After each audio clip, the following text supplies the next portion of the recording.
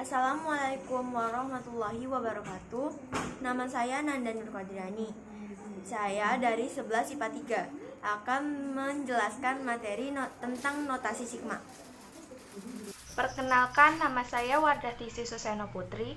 Saya dari kelas 11 IPA 3. Saya akan menjelaskan materi tentang induksi matematika. Nama saya Sapina Alivia Gusmiar. Saya dari kelas 11 IPA 3. Di sini saya akan menjelaskan materi tentang program linear. Kami dari Kelompok 2 akan menjelaskan beberapa materi dari mata pelajaran MTK Wajib kelas 11. Assalamualaikum warahmatullahi wabarakatuh. Nah, saya Nanda Nur Qadirani akan menjelaskan materi tentang notasi sigma. Apa sih notasi sigma itu? Notasi sigma adalah simbol untuk menyumblahkan sejumlah bilangan terurut yang mengikuti suatu pola dan aturan tertentu. Nah, bentuk umumnya itu adalah U1 plus U2 plus U3 sampai dengan UN sama dengan sigma N1 sama dengan sigma N I sama dengan 1 UI. Nah, yang dimaksud U1, U2, dan U3 ini maksudnya adalah U1 itu adalah suku pertama dari notasi sigma tersebut. Nah, U2 berarti suku yang kedua. Nah, sekarang di dalam notasi sigma itu dia juga memiliki sifat-sifat notasi sigma yang dapat mempermudah kalian dalam menangani atau menyelesaikan beberapa macam soal notasi sigma. Nah, di sini yang pertama, sifat pertama itu ada 5 sigma N sama dengan 1A ditambah 5 sigma N sama dengan 1B. Nah, perbedaannya di sini adalah dari koefisiennya. Nah, sigma yang pertama itu menggunakan koefisien A dan sigma yang kedua itu menggunakan koefisien B. Nah, caranya jika kalian menemukan sigma kayak gini nih. Jadi bagian atas sama bawahnya itu udah sama. Bawahnya sama-sama 1 dan atasnya sama-sama 5. Nah, maksudnya apa sih? N sama dengan 1, nah atasnya terus 5. Maksudnya itu berarti sigma ini dia itu sukunya dari suku pertama sampai suku kelima. Nah, karena dia itu udah sama nih kanan sama kirinya, yang beda cuma di koefisiennya, ya udah nggak apa-apa, kita tulis sigmanya 1 aja, yaitu 5 sigma N sama dengan 1 dan A ditambah B-nya itu langsung dijadiin 1 aja, nggak usah perlu dibuat sigmanya jadi 2. Nah, untuk sifat yang kedua yaitu 5 sigma N sama dengan 1 2A diubah menjadi 2 5 sigma N sama dengan 1A. Nah, di sini kalau kalian menemukan sigma yang dia itu setelah tanda sigmanya itu ada koefisien yang tidak berdiri sendiri. Maksudnya tanda A atau X atau Y-nya itu dia nggak berdiri sendiri, nggak besarnya itu nggak 1. Kayak misalnya ini 2A. Nah, 2-nya itu bisa kita taruh di depan tanda sigmanya. Nah, semisal aja kalau misalnya kita ubah 2A-nya itu adalah 10A, sama aja sistemnya. Dia akan ditaruh 10-nya di depannya si tanda sigma. Nah, lanjut kita ke sifat notasi sigma yang ketiga, yaitu 5 sigma N sama dengan 1A plus 10 sigma N sama dengan 6A. Nah, di sini yang samanya itu di mananya sih? Nah, sama-sama koefisiennya itu A. Karena koefisiennya itu sama-sama A dan perbedaannya itu cuma di atas sama bawahnya aja, gimana nih caranya buat kita nambahinnya? Nah, caranya itu ingat-ingat kalau untuk sifat yang ini dia itu koefisien atau bagian yang ada di setelah sigmanya itu harus sama-sama. Dan dia itu suku yang suku di sigma yang pertama sama suku di sigma yang kedua itu berkelanjutan. Nah, ini misalnya nih N sama dengan 1 terus atasnya 5, berarti kan suku pertama sampai dengan suku ke-5. Sedangkan di sigma yang kedua yaitu suku ke-6 sampai dengan suku ke-10. Nah, dia kan berkelanjutan. Nah, kita tinggal dijadiin 1 aja. Jadi kayak gimana? Jadi N sama dengan 1 terus atasnya 10 sigma N sama dengan 1A gitu. Nah, kemudian sifat yang keempat. Sifat yang keempat yaitu 5 sigma N sama dengan 1, 8. Nah, kalau misalnya kalian ngelihat nih, misalnya atau nemu sigma yang dia itu 5 sigma N sama dengan 1, 8, atau maksudnya tuh dia setelah lambang sigma itu cuma angka doang. Nah, itu bisa langsung dikaliin sama bilangan yang ada di atas simbol sigmanya. Dikaliin berarti 5 kali 8 sama dengan 40. Nah, tapi kalau misalnya kalian menemukan bentuk seperti ini, 5 sigma N sama dengan 1, 8N. Nah, kalian itu bisa nggak sih mengkalikannya dan menjadikannya 40N? Bisa nggak ya kira-kira?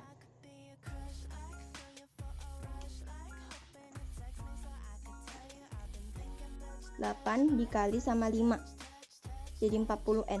Bisa nggak ya? Ini enggak bisa, karena dia harus, kalau 8 ya 8 doang, kayak cuma konstanta aja, cuma angka doang. Kalau ada koefisiennya di sini atau ada hurufnya itu nggak bisa. Oke, balik ke sifat selanjutnya. Di sifat selanjutnya ini dia ada 5 sigma N sama dengan 0, 2N plus 4. Nah, kita itu terkadang ada beberapa soal yang dia itu bagian atas dan bawahnya itu harus disesuaikan atau diubah. Misalnya aja kalau di sini kita mengubah 5 sigma N sama dengan 0 itu menjadi 6 sigma N sama dengan 1. Nah, mengubahnya itu dia masing-masing atas bawah itu ditambah 1. Nah, kalau misalnya yang angka-angka yang di sekitarnya sigma itu dia diubah dengan ditambah angka 1, maka nanti fungsi atau si 2N plus 4-nya ini nantinya si N-nya itu bakalan dikurangin 1. Nah, jadi gini. Ketika suku-suku yang ada di sigma itu diubah, kan 5 sigma N sama dengan 0 diubah menjadi 6 sigma N sama dengan 1. Kita ubah tuh dengan menambahkan 1 di setiap atas dan bawahnya. Nah, berarti fungsi yang ada di dalam kurung itu, N-nya itu atau koefisiennya itu kita harus dikurang sama 1. Nah, kalau misalnya 5, misalnya ada angka nih. Ada angka misalnya gini aja deh, 6 sigma N sama dengan 1 itu pengen kita ubah ke 5 sigma N sama dengan 0. Sebaliknya nih. Nah, kita itu kan berarti harus mengurangi setiap atas dan bawahnya dengan angka 1. Nah, kalau yang di luar kurung itu dikurang angka 1, berarti yang di dalam ditambah angka 1. Kalau yang di luar ditambah angka 1, berarti yang di dalam dikurang angka 1. Apanya sih yang dikurang? Si N-nya sendiri. Nah, itu kan makanya N-nya itu dikurangin sendiri sama si 1. Ya. Terus menjadi 6 akar N sama dengan 1, 2N plus 2. Oke, sekarang kita lanjut ke contoh soal. Di sini ada 5 sigma N sama dengan 1. Nah, kita akan menghitung kita akan membuat urutan suku-suku dari notasi sigmanya dengan cara gampang aja kok. 5 terus bawahnya kan N sama dengan 1, berarti kita itu bakalan membuat atau menghitung atau mencari suku pertama sampai dengan suku kelima dari sigma ini. Yang pertama yaitu U1,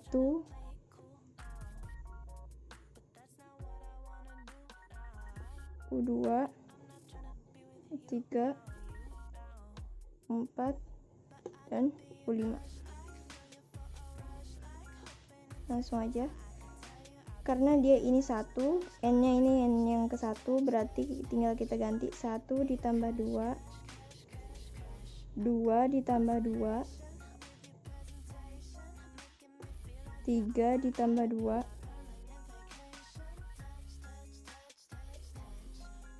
3 ditambah 2, 4 ditambah 2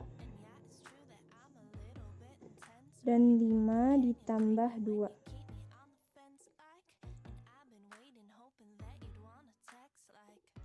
1 ditambah 2 sama dengan 3. 2 ditambah 2 sama dengan 4. 3 ditambah 2 sama dengan 5. Dan 4 ditambah 2 sama dengan 6. Juga 5 ditambah 2 sama dengan 7. Nah, ini kalau misalnya nanti ada beberapa soal yang dia itu disuruh mencari urutan notasi sigmanya aja, ada juga yang langsung disuruh menentukan nilainya. Nah, kalau disuruh menentukan nilainya, berarti kita harus menambahkan semuanya. 3 ditambah 4 sama dengan 7. 5 ditambah 6 sama dengan 11. Ini 7. 6 tambah 5, 11. 3 tambah 4, 7. Ini 7. 7 ditambah 7 sama dengan 14. Tambah 11 sama dengan 25. Berarti nilai dari sigma ini adalah 25. Induksi matematika. Apa itu induksi matematika? Induksi matematika adalah suatu cara untuk membuktikan kebenaran dari suatu pernyataan matematika yang berhubungan dengan bilangan asli atau bilangan bulat positif.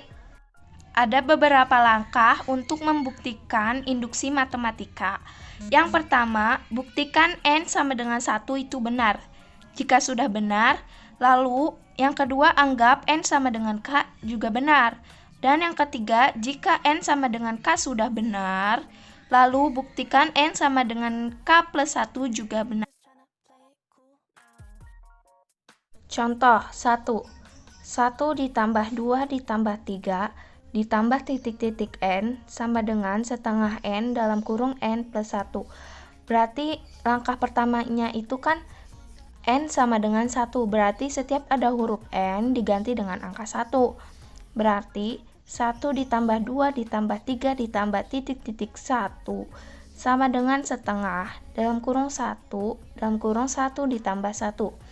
Nah, 1 sama dengan setengah dikali 1 itu kan hasilnya setengah.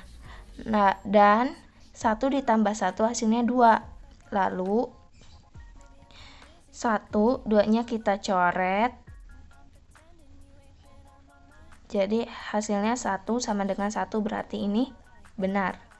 Nah, yang kedua itu langkahnya N sama dengan K itu benar.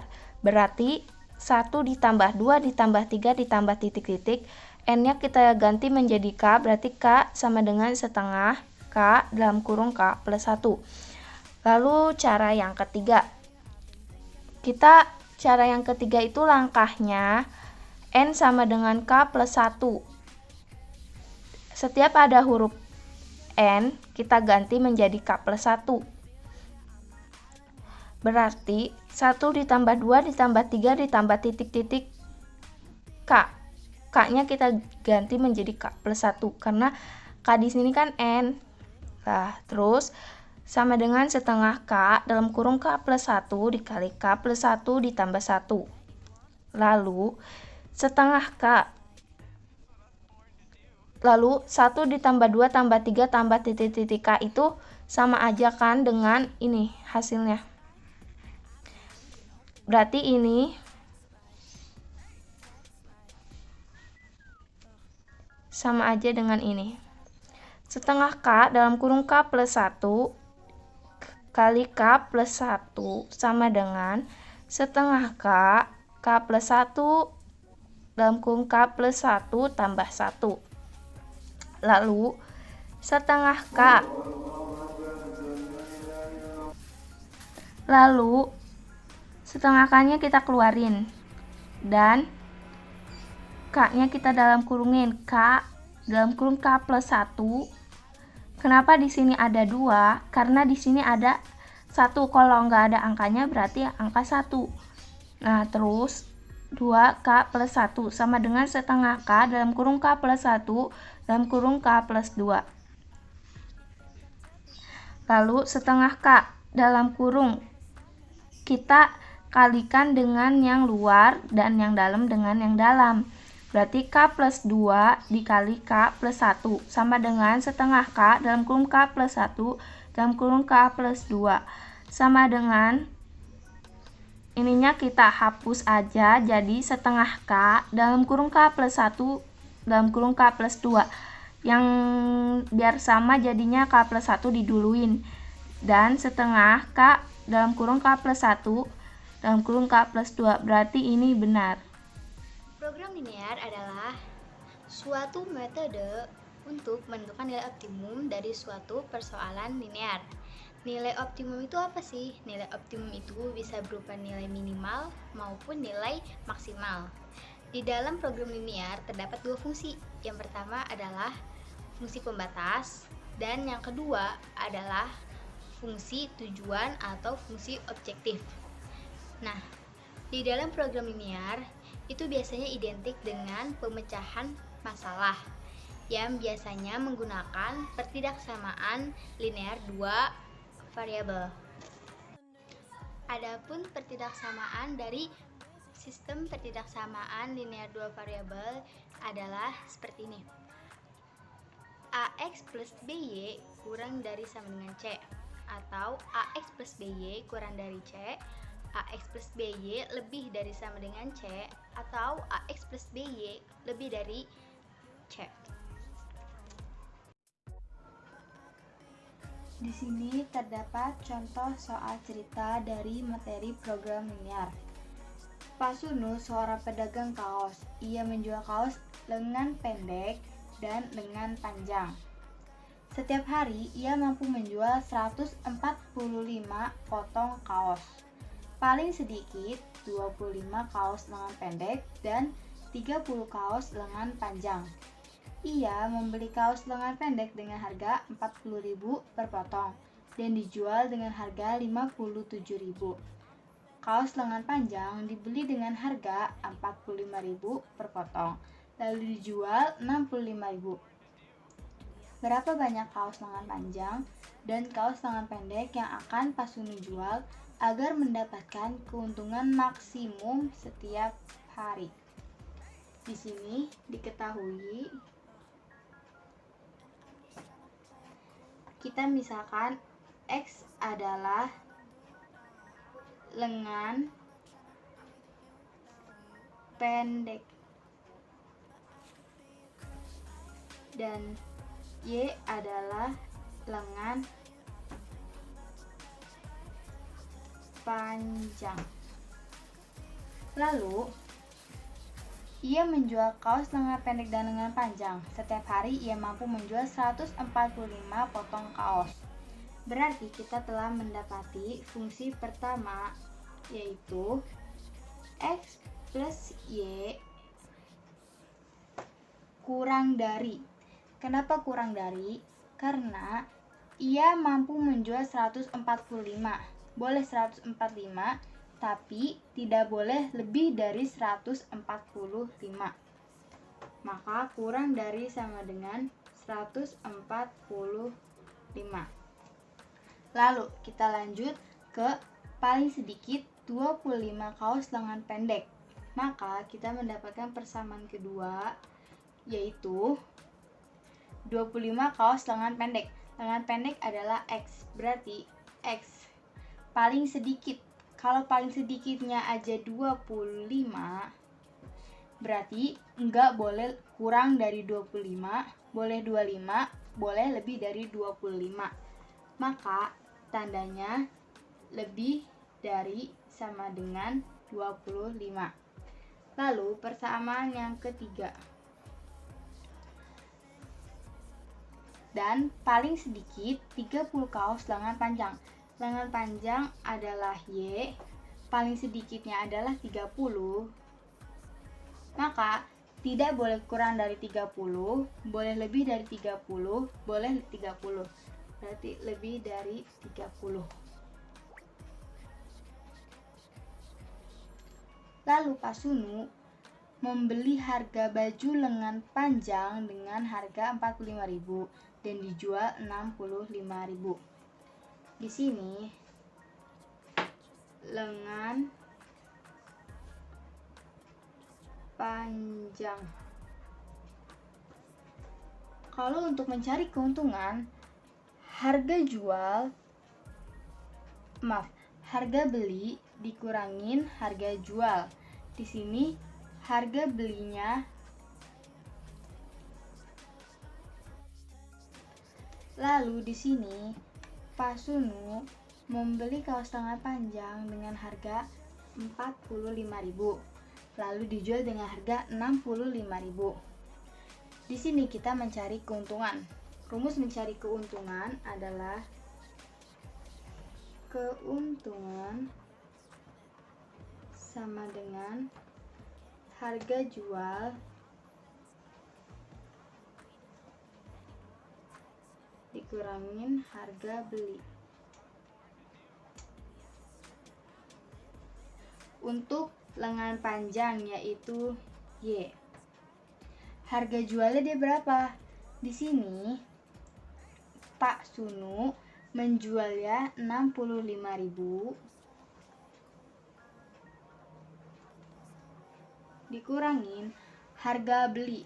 Pak Sunu membeli baju tersebut seharga 45.000.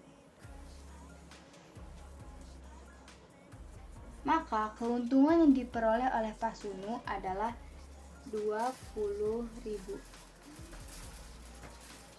Sekarang yang lengan pendek.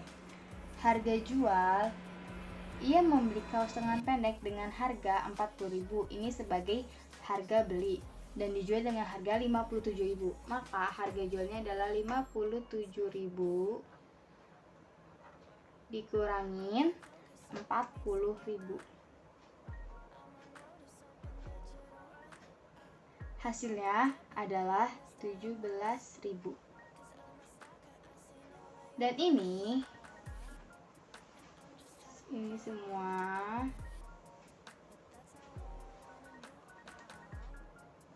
kita jadikan sebagai fungsi objektif atau fungsi tujuan. Maka di sini akan menjadi 17.000x ditambah 20.000 Y. Ini sebagai fungsi objektifnya. Lalu kita mencari titik potong dari persamaan pertama tadi, yaitu X plus Y kurang dari sama dengan 145. Di sini kita buat tabel. Di sini sebagai X dan di sini sebagai Y. Kita taruh 0, kita taruh 0. Ini adalah rumusnya. Jika X-nya 0, maka nilai Y adalah 145.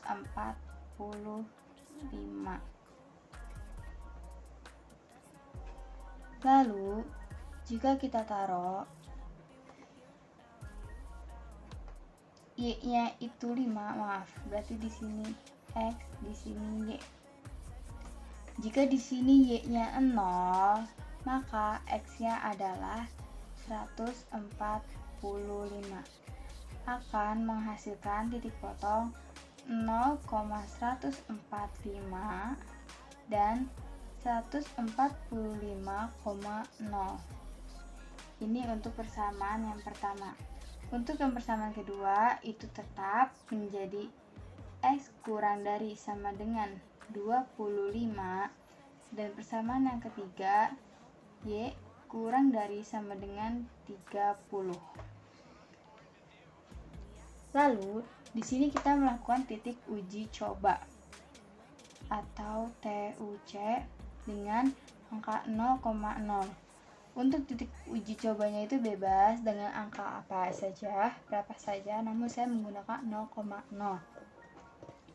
Dan jika X plus Y kurang dari sama dengan 145, maka X diganti dengan 0 ditambah 0 kurang dari 145.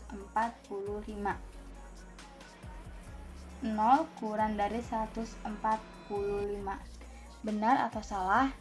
0 memang kurang dari 145. Berarti ini pernyataan yang benar. Lalu sekarang kita buat grafiknya.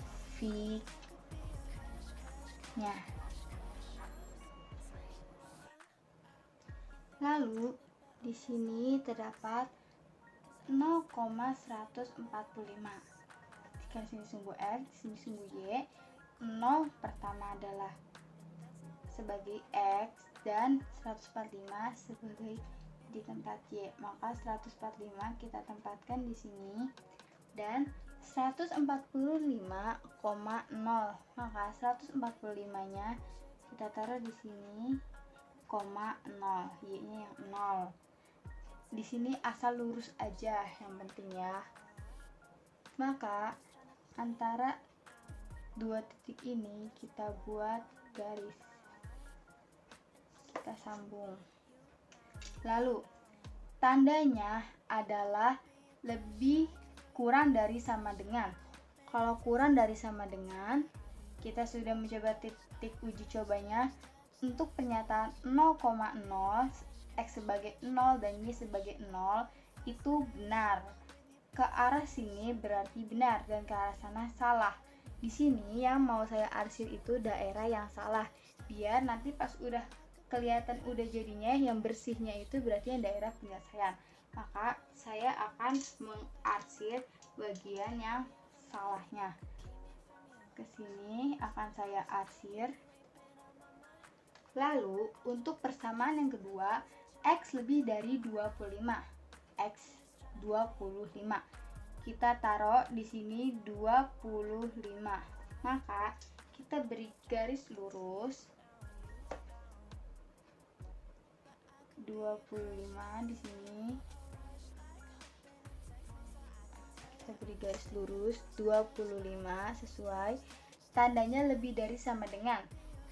Untuk titik X, jika dia lebih dari, maka pernyataan yang arah arsir yang benar itu adalah ke kanan. Kalau kurang dari itu ke kiri. Jadi lebih daripada X itu ke kanan, kalau kurang dari itu ke kiri. Nah, yang benar kan kita ke arah karena lebih dari, yang benar adalah ke arah kanan. Dan saya akan mengarsirnya yang ada di bagian sebelah kiri. Lalu seperti ini. Dan persamaan ketiga adalah Y lebih dari sama dengan 30. Nilai Y di sini 30. Y itu 30, maka kita beri garis.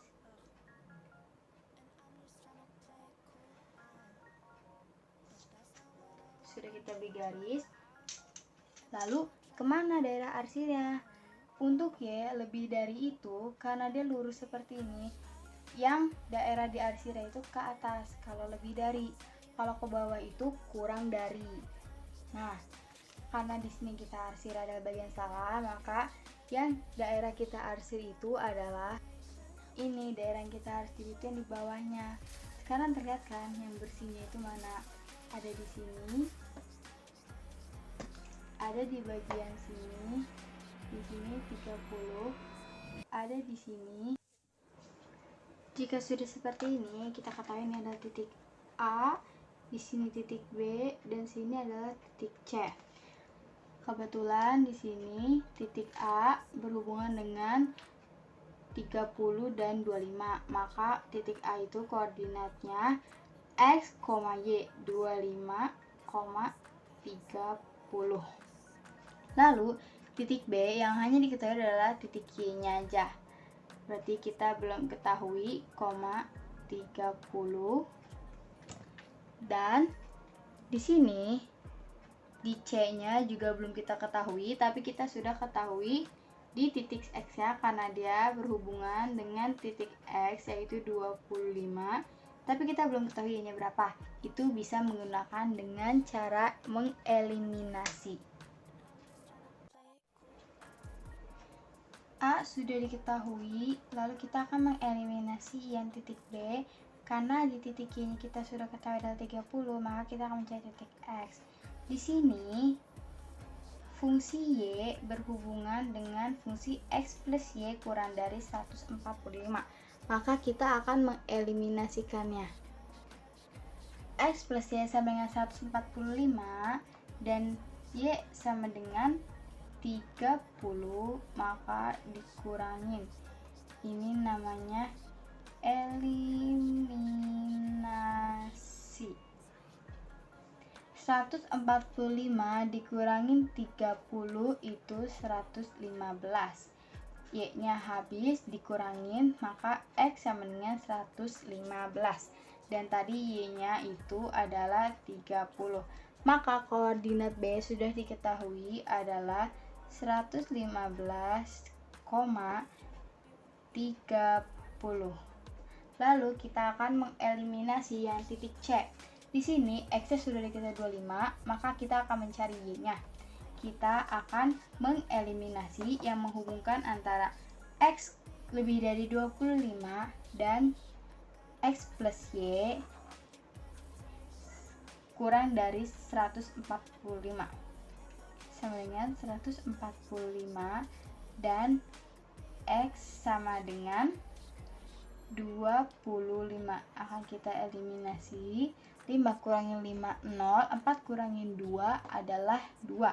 Dan 1 kurangin 0 adalah 1. Y kita turunin. Maka nilai Y, X nya habis, nilai Y adalah 120. Dan X nya tadi adalah 25.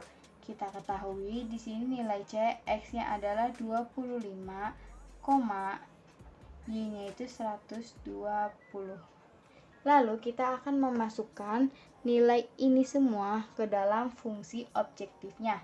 Berarti 17.000 dikali dengan 25 ditambah 20.000 dikali dengan 30.